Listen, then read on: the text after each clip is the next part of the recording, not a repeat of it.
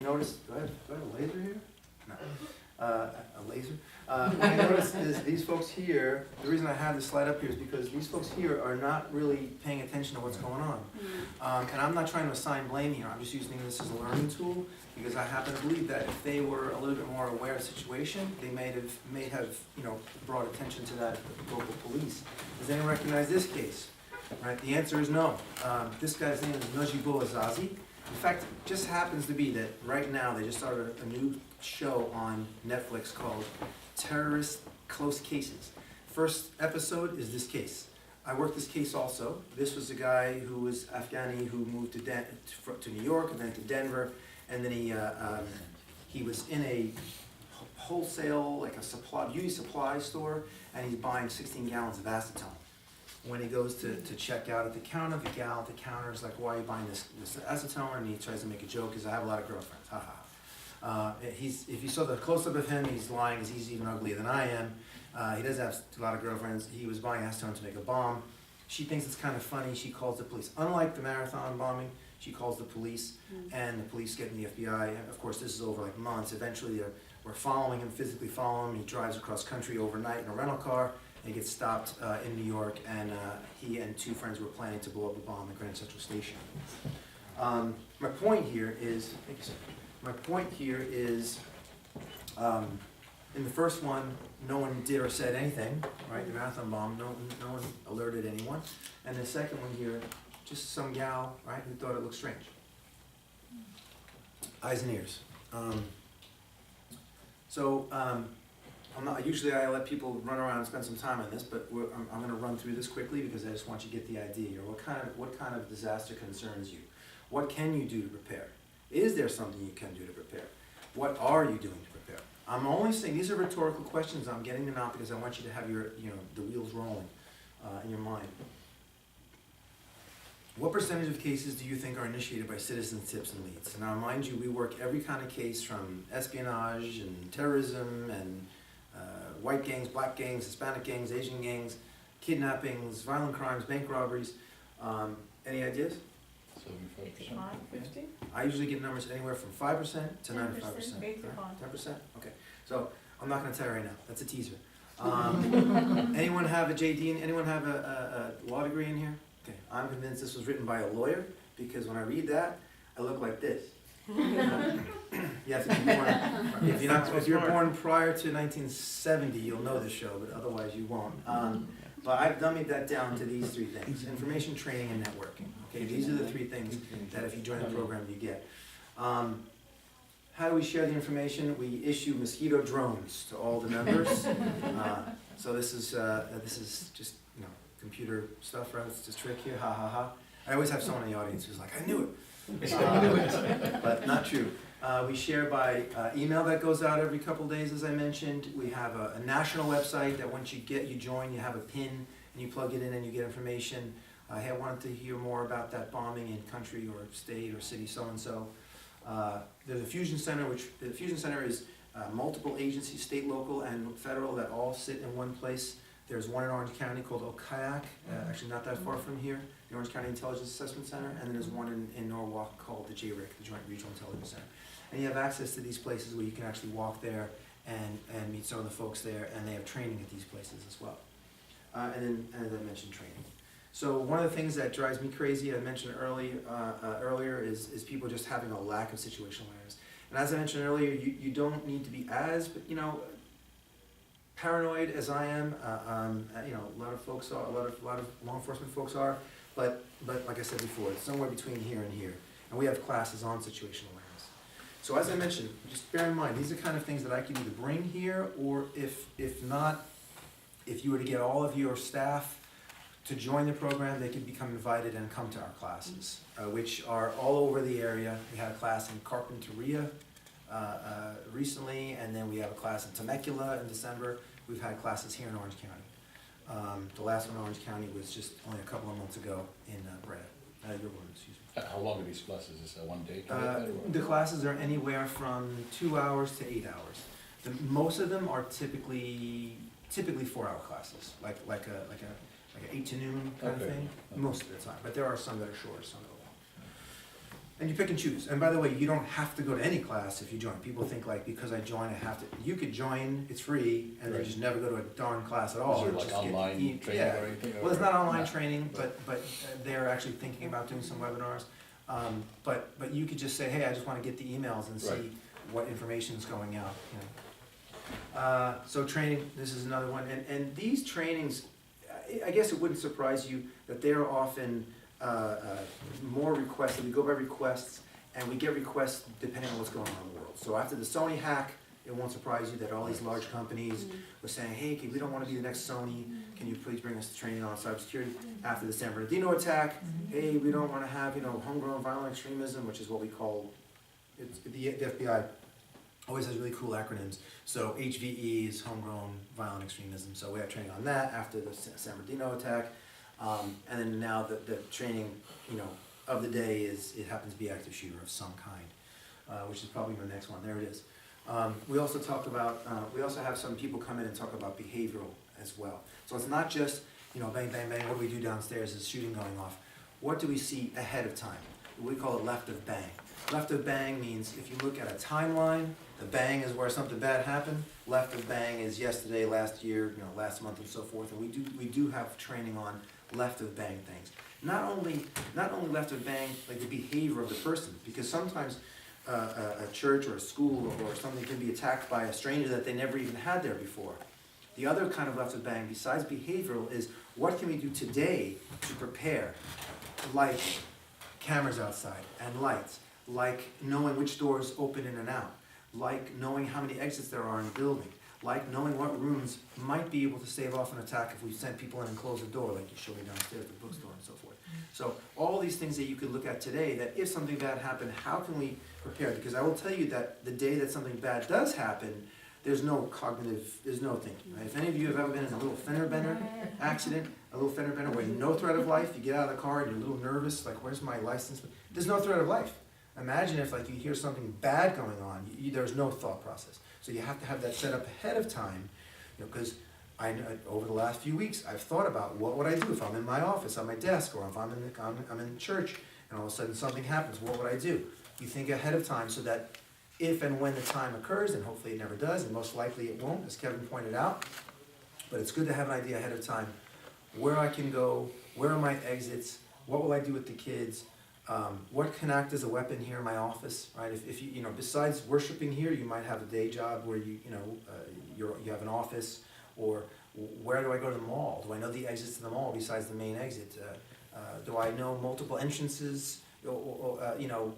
My office and I lost another channel. Or when my kids go to school, stuff like that.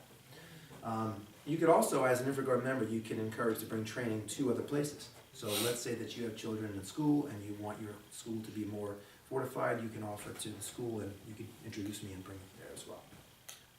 Place of worship, schools, hospitals, anything you like.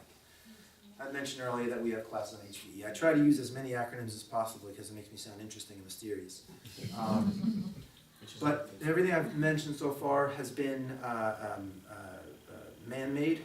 We also have training on natural disasters as well. Last year we did 2 classes. And by the way, a lot of these classes, you may wonder where we have them. I think someone asked where they are, you meant geographically, but sometimes they're at really cool places. Like we had a class on bomb recognition, like there's a backpack and there's a wire sticking out of it, at Snapchat. So certain companies will host us. We had a class last year at LA Live, we had a class at Snapchat, we had a class at Pechanga down in Temecula. So you can go there, do the class, and then go to all the wineries. I wouldn't recommend it the other way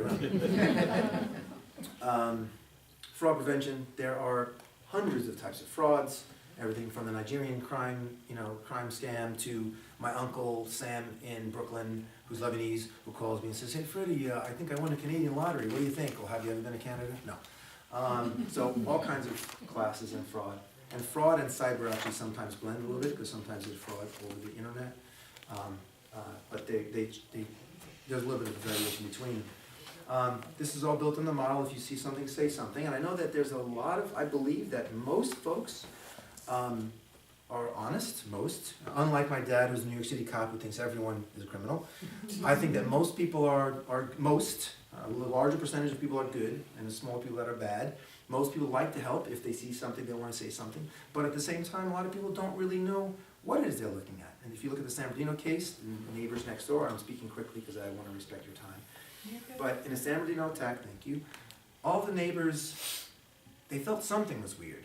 You know, I mean, there's a guy and he was normally dressed in Western attire and all of a sudden he starts dressing in Middle Eastern attire. Is that weird? No.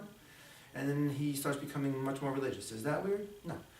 He goes overseas and marries a woman and comes back who's covered, including her face. Is that weird by itself? No. He stops at work, he stops talking to his coworkers. He's kind of pulling back from them. Is that kind of weird by itself? Who knows? Maybe he had a fight, maybe he's got problems with his wife, who knows?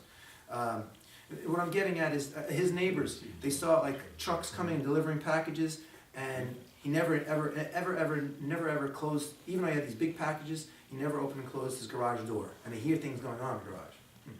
None of these things on their own would sound weird, but when you collect them, you know, they're called clusters.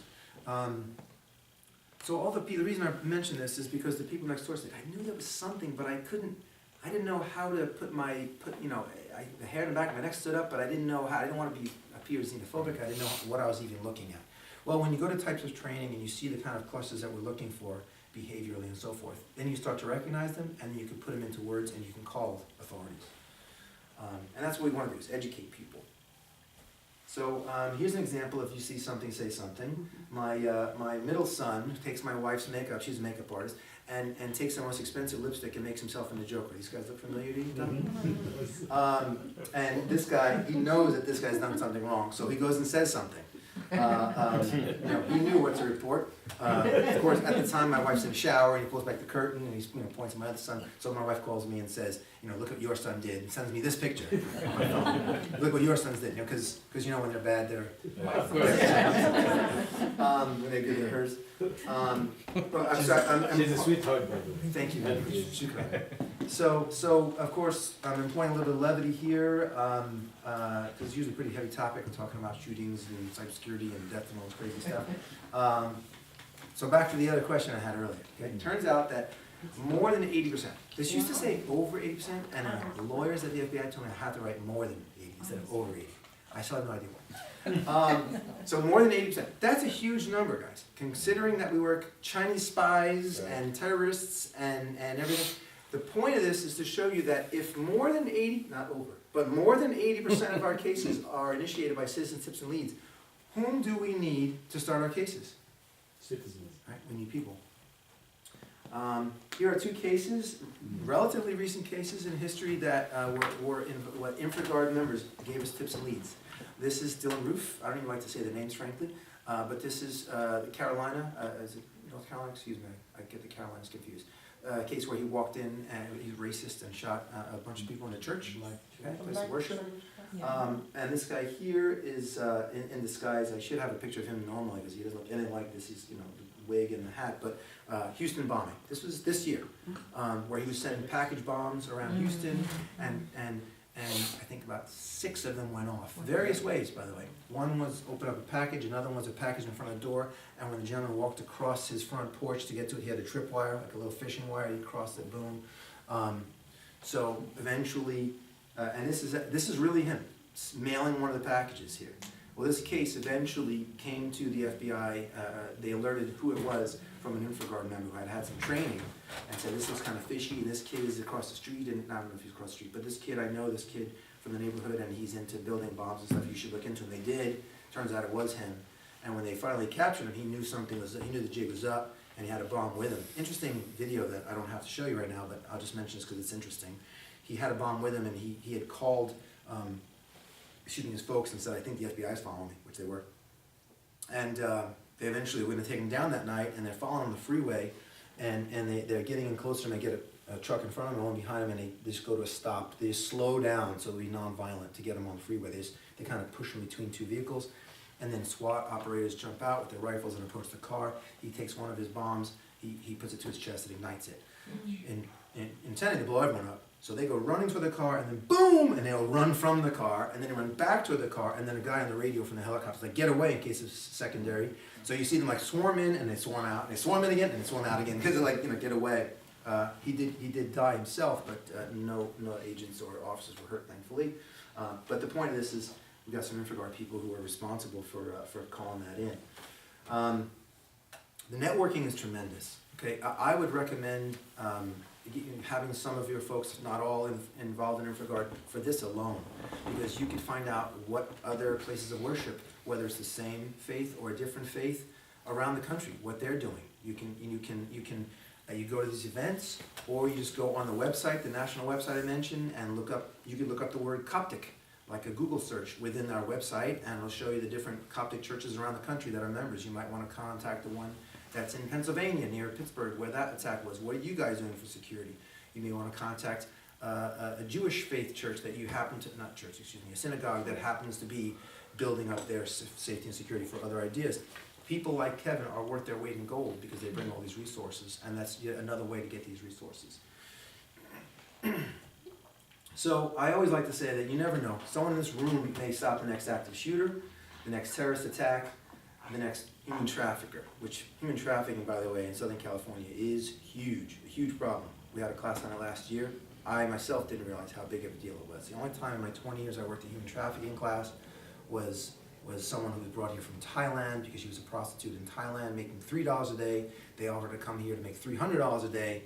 I'm not really good at math, but that's a lot more money. So she did, and it was a victimless crime, right? Because she wants to be here, and she's living in LA, and she's making all this money. So we have classes on various topics, and I'm just pointing this out because it may be something you never even thought of. Have many of you in this room thought of opioid addiction?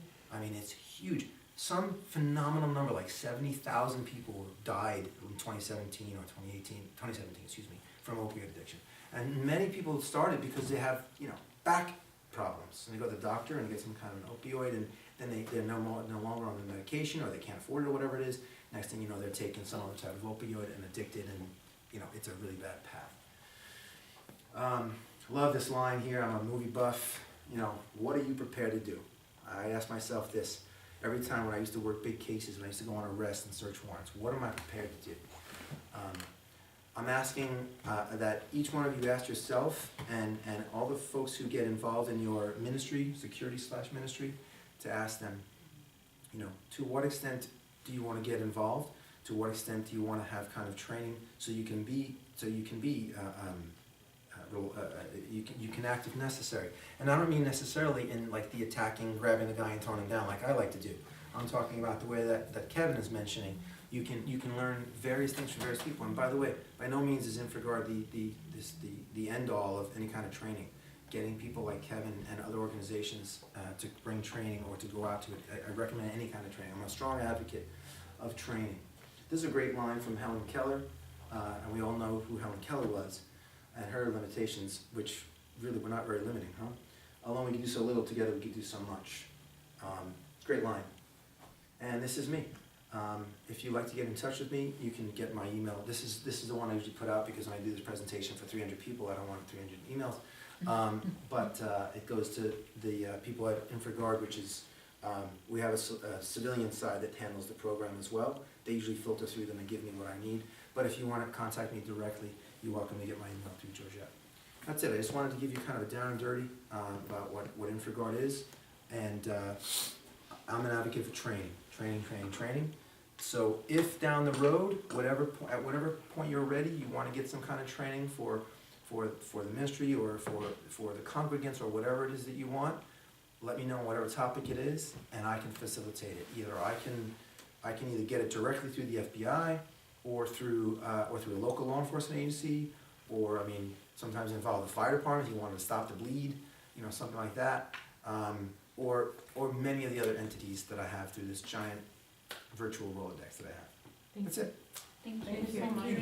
Thank you for Any questions? Yeah, questions. Just two things Yes, Bob. regarding training. I think for drug prevention overall, if you have recommendation which way you should go, which people For the opioid addiction? not mainly opioid, but just raising awareness and marijuana and Sure. spice and all So- these things. There's several different things that I could help facilitate if you wanted to. I'm not sure if I'm tracking, if I'm thinking along the lines you mean, but if this answers, I could get either local law enforcement involved because I'm regularly in contact with all the time, or I can have an FBI agent come in who works, you know, drugs, who works narcotics and stuff like that. You have to give them a better idea of exactly what it is that you're looking for, just awareness, or if it's, you know, toward more teens, or more toward adults with kids, or whatever, but, there is very few things that I You can't. can be the go-to person. Oh, yeah. In a setting like this. Yeah, my job, the FBI, is, I work for something called, my assignment is called the Office of Public and Congressional Affairs. I deal with anything public or private entities. As I said before, anything from a mom and pop shop all the way up to Angel Stadium, come to me and say, hey, can you help us find X, Y, or Z? And if I haven't already seen it, and I haven't already seen that request, then I'll figure it out with you how to get it. And our other question is, because of the human trafficking and also the risk of the impulsivity, or they are working on the impulsivity of the kids, teenagers. Yeah. So, if there's any recommendation for maybe raising the awareness, and also this is. for We the had, I'm sorry.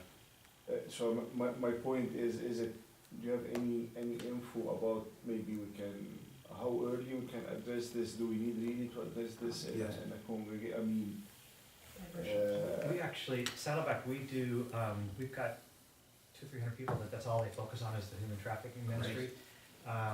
And we, off and on, do trainings and seminars, and invite people from the community, other churches, things like that. So if you send me an email, if you just put HT in there, that'll remind me, and I'll find out our human trafficking ministry at Saddleback, and I'll get you guys connected. And when we do, typically they'll do it on a Saturday morning, they'll do a 4-hour training, and they'll bring in 2 or 3 different experts. But you guys would be more than welcome to attend those. And we have a class that we do about once a year. Last couple of years it turned out once a year, and it's usually depends on what people are asking for, the demand. And what we did is we brought in human trafficking people who are experts in it in various areas, from law enforcement, from non-law enforcement, from psychologists, victim assistance programs people. The most common, not the only one, but a very common one here in Southern California issue is these animals, these predators. They're I guess medically they're human beings, but to me you get the idea. I always teach my kids, by the way, that monsters do exist, but they're not like hair and fangs and hiding under your bed in the dark. They look like a human being, right? But they do evil things, and in my mind, they've kind of traded in their human being card for another card. But anyways, so there are these people who are trained. I mean, they're as good at their job as I am at mine, where they sit in like bus terminals and train terminals, and they see these young girls, 14 years old, getting off a train from, you know, Wisconsin with, you know, $150 in their pocket because they're going to come here and be a big star, right? They're an actress and, you know, so forth, and they target them, and they know how to manipulate them, and they'll hit, you know, they'll try to get to them, and sometimes they do and sometimes they don't. But you know, if you try like a salesman, right? You try 100 times and 99 says no, that's one sale. So they work on this woman and bring them, you know, when they're vulnerable, and you know, hey, do you want to go have dinner? I can give you a warm place, you know, a place to, you know, nothing, not sexual, I'm not interested in you. I just like to help people and so forth, and they trust him, and well, over time, slowly, like the frog in the boiling water syndrome, right? They go from being that all the way to next thing you know, his name is tattooed on the inside of their lip. And like they're turning tricks, and they're strung out on drugs and so forth. So that happens in New York, because of LA for the Hollywood thing, and New York for the Broadway kind of thing. But other ways as well. And I learned more about that in one of our classes than I had known from before. But another way that we facilitate trainings or just connect is through the networking, as I mentioned. So we may not have a human trafficking class coming up for another year from now, but here we have an example of someone who already has one, and all I do is connect people. That's all I do. I have so many people that I know from so many different areas, some private entities, some public entities. We don't do that, but DHS does. I don't know if a government agency does that, but you know, XYZ organization or church or school or this or whatever does. And it's all I do is facilitate. That's all I do with different organizations, from huge to really small. Actually, in my work setup, I saw this kind of how they are turning on the need, even on those let's say, the needy regards about the addicts. Mhm. Because when they are getting into the teenager addicts and they can turn the girls to go in prostitution Yes, just to get their amount of drug they needed Right. without it paying money. right, that's So another very common way. like 3-4 cases, I already met with them, and when I do the assessment, it turns out they are homeless, they have nothing to do, they have no money, and they have their addiction, and they met with someone, and someone just turned them, at the beginning, I'm your boyfriend, and Right. then it start, okay, my boyfriend, but you can be with this and this and this, Yes. and It becomes a Never means of stop. survival, right, because they have no other way to provide for themselves housing, and they're strung out on drugs, so they can't get a Correct. job. Yeah, it's a vicious cycle, sir. You were first, man, go for it now. No, I just wanna be clear, so this program is designed for individuals? Yeah. Correct, okay, so if someone is interested, you just go to the website and there's a sign-up process? That's right, this is not a company doesn't join them. Right, this is not for an Right. organization, The FBI it's a actually church. has a program for companies as well, separate program. Okay, And it's only for like Fortune 500s. But no, individuals join the program, okay, and it's free, membership is free. right, Classes, I didn't mention this, half of the time they're free, half of the time they're $10. And the $10 is, frankly, they started it because 150 people would sign up, right, no one shows up. and then 100 would show up. Right, And we used to bring refreshments, we still do, Yeah. and then you'd end up having, refreshments for Always, 50 yeah. people and throwing them away or giving them away. So it was just a way to keep people a little more honest. okay. The $5 wasn't even worth paying Eventbrite to do it, so they made it $10. But when you do pay $10, you always get either continental breakfast or some kind of light lunch or both. So it works out pretty well. And so let's say you remember already, just for argument's sake. 2 Saturdays ago, you could have went to the class on IED recognition, because before I said bomb recognition, but the instructor would strangle me if he heard me say bomb recognition. It's IED recognition, improvised explosive device. And then in 2 weeks from, about 3 weeks from now, we have a class on, for example, we have a class on open source exploitation, which means, open source means just the internet. Right, So, there's a kid at school and he's been, cyberbullying my kid or whatever, it's not real. And you could actually do a whole bunch of internet search information that you can get from the internet that none of us in this room, I gather to say, would know how to do that unless you took this training, because there are people who know how to exploit all the information, even stuff that supposedly had been deleted, and there's archives and all kinds of stuff. Again, I'm not a cyber person, I've already displayed that. But that class, I actually didn't go to that class because they had it once already in carpentry, I didn't make it, but really good class. And then we have classes on active shooter, we have classes on Right. cybersecurity, we have classes on just various things. oh, that's fantastic, and again, you're saying signing up doesn't mean you're committing to 15 hours of training, No, just you could, sign up. you could and get literally sign information, up, yeah. get your membership, and then do nothing ever, and then eventually your name will just drop off. Because Yeah, you, they in want- order to keep your membership, you have to, I think, sign on to the national website every, I think, 120 days, or Yeah. maybe it's 90 days. Okay. Every 3 or 4 months, you have to sign on to the national. That you're still into the program and you want Yes, to learn. otherwise it drops. By the way, I will mention, I didn't mention it earlier because I was trying to keep time. If I knew we were going this long, I would have included it. But some membership requirements are over 18. I think we're good. We're okay. Right. Is there a top line? No. No, there's no amount. US citizen, because sometimes information is given is kind of sensitive, especially in the emails that go out, because there's something, the FBI puts out something called a public information bulletin. Anyways, it's got sometimes some information. And then no felonies in the last 10 years. So a felony 12 years ago, I don't care, misdemeanor 5 years ago, I don't care. I just don't want felons in the last 10 So do you do background checks? They do a background check, but I no longer go to everyone's house for a little bit of Turkish coffee. But in your case, I will. No, it's just a 10-year, they just look for 10 years of wanton warrants, felons, and felonies, and that's it. Makes sense. Felony is a crime, sometimes people ask me, a crime that is punishable by more than 1 year in prison. I signed up for that back in July. How long does it take? Oh, did you really? How long does it So it take? used to take about 6 weeks, but because they changed my assignment, and they changed 2 people's assignments, and the gal that was doing all the applications changed assignments the same time I did, and now I do this InfraGuard thing as one of my duties, and they were trying to put all the applications on me, and I already work 10 hours a day. So I was like, that's a good day, by the way. Today I started at 7 in Paramount Studios in LA.